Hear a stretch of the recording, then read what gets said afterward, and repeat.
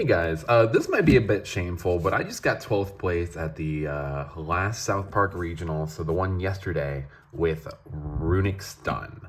Now, this isn't my first time doing well with this deck. I actually just got, I believe, 18th at one of the last Columbuses with this. So I've been playing this deck for a while. I wasn't able to post the last one because everything in the deck got hit afterwards, so I had to kind of rethink it. But I didn't want to play Snake Eyes, and this deck is rather cheap and is able to compete with it. This is one of the only decks I think that can consistently beat Snakes if they go first. So yeah, let's hop right into it. So my only losses were to Voiceless and Fire King. But the guy who was on Fire King knew I was on this because I played his buddy earlier in the tournament. So yeah, we have 2 Runic Fountain, triple Tip, triple Flashing Fire, triple Freezing Curses, triple Destruction, triple Slumber, and then a Golden Droplet, Storm, and Dispelling. Now let me explain what a lot of these cards do real quick. So these are all instant fusions. These can all summon out guys from deck. And you kind of want to, well, from the extra deck, but you really want to max out on them. So you want to max out on all the good ones. Tip allows you to Rhoda. Flashing Fire allows you to pop a special summon monster. Destruction is MST and banishes 4, so it banishes the most out of the good ones. Freezing Curses is an Imperm, and then Slumber is a, it's hard to explain it. It just makes sure that something can't attack and can't be destroyed the first time it would be. So these are the good ones. You want to max out on them. Slumber is also really good because it's one of the ones that allows you to do it if your opponent's not playing. So some people, when they're trying to play against you, will just keep passing because they're like, oh, like, he can't mill me. You can still mill him out. You can still deck him out. And that's why cards like Golden Droplet and Dispelling are really good, because these are the not so good ones. They're just extra names that you really want to play and help with siding patterns. Golden Droplet makes your opponent draw 1 and then banish top 4. So it banishes the most. You basically get rid of your opponent's deck size by 5. Smiting Storm mills out by how many cards they have on field. And then Dispelling, if they add a card from their deck to your hand, they discard 1 randomly and then they banish top 2. So these are all very good. These ones are usually sided out the most, but our game plan here is to deck our opponent out. I usually lead with monsters if you've seen my deck profiles. There are no monsters in this main deck. This deck is completely spells and traps, which is really, really fun. This deck is really fun. These also are really good because these help you interact into Snake Eyes very well. You can just piece apart their board going second. And cards like Flashing Fire, Destruction, Freezing Curses, they can all be reactive. So if your opponent plays into you, it's very nice. Being able to open up multiple of these can help you break any Snake Eyes board. The only exception being Fire King, because if they are able to go into Kieran and stuff, they can kind of just outpace you. But this is our Runic count. And 2 Fountain because it's semi-limited. Next is for our Draw Engine. So we're playing Triple Duality. Looking at the top 3 cards of your deck is very good, and you might be questioning, okay, we're playing so many instant fusions. Wouldn't this card be bad? No, because you don't really special summon much. Even if like you can search with Runic Wings, so many people are on hand traps. Like, sure, you can search off this. But if they imperm it, you just kind of neg 2. So it's a lot easier to use Tip to search a Fountain and just play long game. So this doesn't interact as much or as pro-early as you'd think. Pop Desires, drawing cards is just very good, and you don't want to max out because, well, one, because you're seeing a lot of your deck, you're going to be seeing cards like this a lot. So just being able to see it, and I hate to say this, sometimes, but not all the time, is really good. At the last event I played out with this deck, I played 1 of it. It was really good, so I wanted to bump it up to 2 just so I can play more of the other broken cards. This was like my 39th and 40th card. Card Demise. Again, you don't really special summon. You're playing Stun, so just being able to see more of your deck is very, very good. The Goat is 1 day of peace. This is so good. You draw a card, and then neither player takes damage until the end of your opponent's next turn. This card's insane. Meaning you can basically just activate this and pass, let them do whatever they want, and then you can start playing again with a bigger hand. And it helps deck them out. This card is crazy. There is no reason not to play this card. Honestly, I didn't play this at the last event, and I should have. Your entire game plan is to not die and mill your opponent out, and this does exactly that. Time Tearing Morganite. You only play one. I played another card that does basically the same thing. This just lets you draw 2 for every draw phase and turns off all monster hand effects. And if you're looking, we're not playing hand traps. So this card, it just says draw 2 for your draw phases, which is really good in a deck like Stun. This card is stupid. So Card Scanner seems like something that would be really bad, right? Like this is basically like a bulk card. But what this card does is something that no other card can do. So you're able to look at the bottom card of your decks, you call it card type, and then you add it to your hand if it's the correct type, or if it's not that. So let's say you call spell, right? Both you and your opponent reveal the bottom cards of your deck. If either of you guys have spells, add it to hand. If not, put that other card type on top of your deck. So let's say they have a monster. Let's say they have a Nibiru, a card that is dead in this. You just gave them a dead draw. And because you're using Runics and you're putting stuff on the bottom of your deck and you can stack them in any order, you can put Runic Tip. So this card basically says if you resolve Fountain, search Runic Tip. This is disgusting. This is the best card in the deck. I added it in the last second. There's no reason not to play this card. If you're going to play this deck, please play this card. This is the combo opening these two. This is also just a god combo. Time Tearing with 1 day. So, yeah. Who says this isn't a combo deck? Like, come on. And then 2 other really funny cards are 2 Messenger apiece.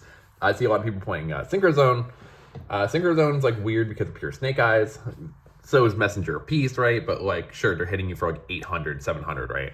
Where all their big guys are trying to summon, they just can't attack. So against literally every deck, this is just like half a Mystic Mine. So, you know what?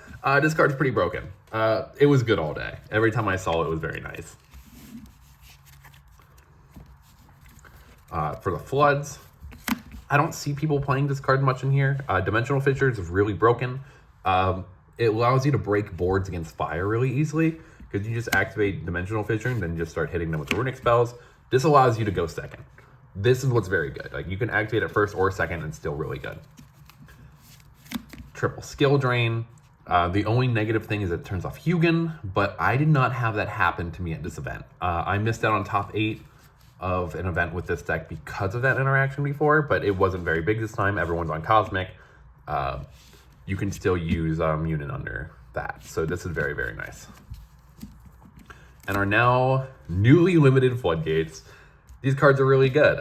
There's nothing really much to say about that. These are just like the best Floodgates in the game. They're board breakers. Opening up a hand of Runic spells plus this means that you can break any board. A really nice interaction to know. Let's say your opponent ended on a snake board and they have an IP Masquerena or a Heat Soul plus a Flame Burge. What you can do is that you can flip up something like Rivalry of Warlords, Chain Flashing Fire, pop the one attribute you don't want. Now they're locked into the other attribute. Just for notice, like that is how broken these are. Main deck is 40 cards. Now let's get into the extra deck. I will say a lot of these aren't summoned. This deck is basically $10 plus the expensive cards I have in here. So if you're looking at this like, oh, this isn't a budget deck, this is a budget deck. You don't have to play these. Triple Hugin searches tip. Not tip, searches fountain and allows you to grab protect from destruction. So sorry. Still a little tired from last night. This card is broken. It's very, very nice.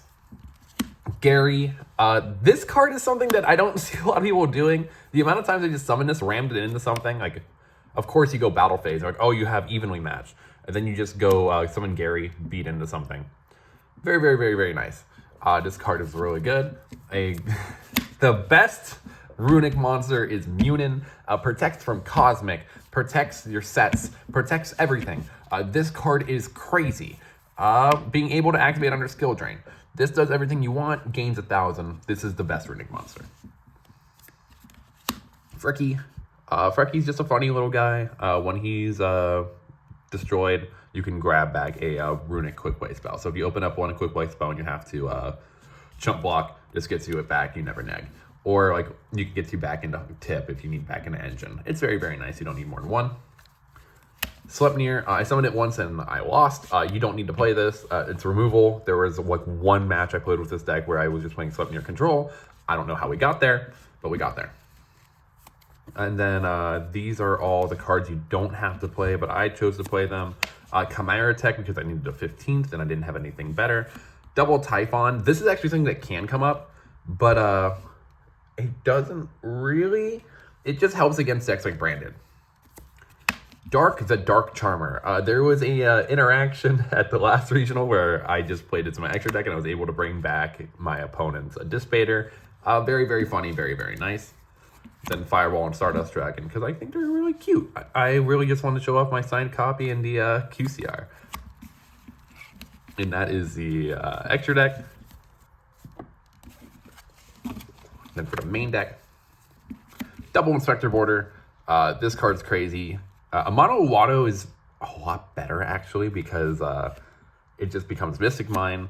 But Inspector Border is very good going first, so I have to respect that. If I had a mono access, I'd probably be playing a mono somewhere in my list, either main or board. It would be in my 40, well, but yeah, wasn't able to find it. This card sufficed. Double Ghost Sister and Spooky Dogwood. This is Mexi. They give you a bunch of life points, like a shit ton of life points. And because they do that, it makes it harder for them to kill you. And if your game plan is to survive, this fits the game plan perfectly. And then if they don't special summon, like, okay, cool, they have a less powerful board. Now you can crack it with the Runic cards. Very, very good. It's either they pass turn or they play into it and you just get everything you want. This card works perfectly as a strategy. Triple Ball. This card comes up a lot. It's really good. This card fucks. You can't play Lava Golem because it's a fire, so they can still pop it with Princess. Don't see where that come up, but that's just something that you should be aware of. Ball is just very, very good. Ball with Deep Fissure is also a combo because you banish all the snake stuff. Very, very nice. Double Cosmic Cyclone. You need to play Cosmic specifically for the mirror or anything that is very spell or trap heavy, like going into Voiceless Voice. Voiceless Voice is this deck's hardest matchup next to Kashtira. They just have a bunch of interactions that aren't monster based and it's very hard for you to out. And no targeting is very, very good. So yeah, very, very nice. The MVP both events. Grave. Yeah, a lot of big bodies or stuff that like you suffer with because you need to be able to survive, right? So if they're playing big monster deck, it's kind of hard to beat. This card is also very, very good against Fenrir. You can turn off Fenrir. They can't banish your stuff. Plays for your lose con, very, very nice. And speaking of playing for the lose con, we play Triple Judgment. This card is just as known. Staying known to stun deck is very, very good. And that is my Runic deck profile. I will say the best thing about playing stun is that a lot of people don't know how to interact with spells and traps. So when you're able to get into matchups like this, it feels very, very nice to be able to, even though like you're not playing the most skillful deck, it is very fun. It's a lot cheaper than fire, and it feels very, very nice to break a fireboard and do well under it. In a deck full of fire, if people say you need to play fire to compete, you don't. This just shows you that you can still do moderately well, still get your invite to nationals, still be able to beat people who I might not have beat with prior to this with this deck. Yeah, it's a different strategy, different take, and I think it's something that you guys should all try if you're stuck in this format. So yeah, thank you guys for watching and have a great one.